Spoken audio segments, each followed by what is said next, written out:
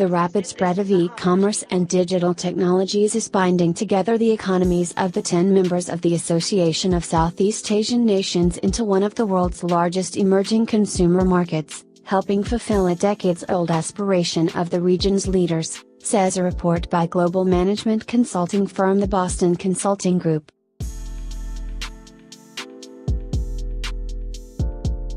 New manufacturing is the way of the future, said Executive Chairman of Alibaba Group Jack Ma.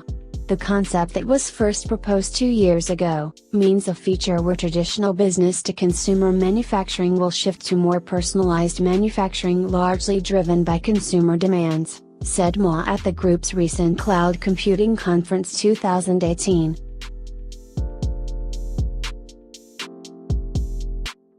Michael Kors Holdings Limited, a global fashion luxury group, has signed a definitive agreement to acquire all of the outstanding shares of Italian luxury fashion house Gianni Versace SPA for a total enterprise value of €1.83 billion, $2.12 billion. Upon the closing of the acquisition, Michael Kors will adopt the new name of Capri Holdings Limited.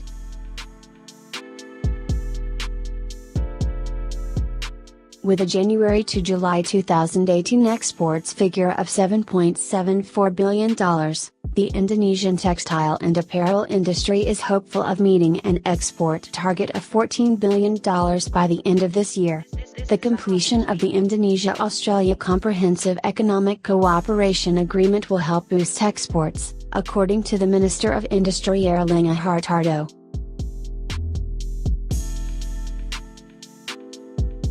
Cotton output in the southern African country of Zimbabwe has risen by 76% year-on-year to 130,000 tons in the 2018 marketing season.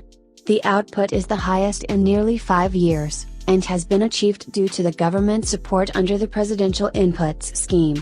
Owing to steep increase in production, cotton exports are expected to jump.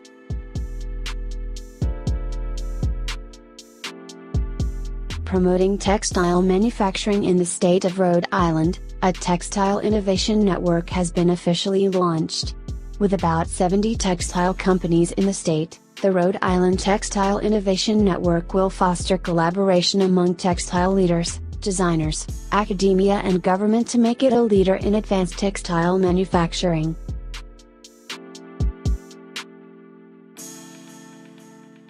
A no-deal Brexit on World Trade Organization terms would entail substantial costs for the UK economy, the International Monetary Fund has cautioned.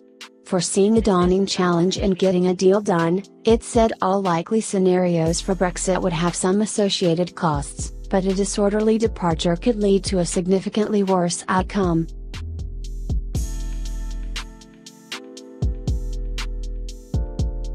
Considering the requests made by the stakeholders in the fabric industry, the government of Sri Lanka has reduced the value-added tax on imported fabric to 5%. This step will act as a helping hand to propose small-scale industrialists under the Enterprise Sri Lanka scheme that provides the fabric and other raw material at a low cost.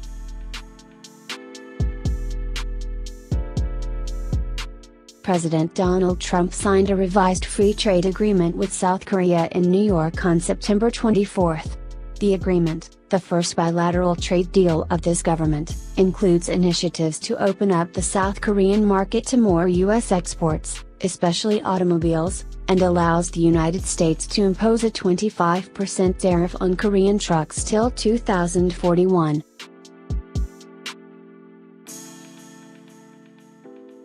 Vietnam may suffer collateral damage if Chinese businesses use Made in Vietnam labels to avoid U.S. tariffs, experts from the Vietnamese textile and footwear industry caution.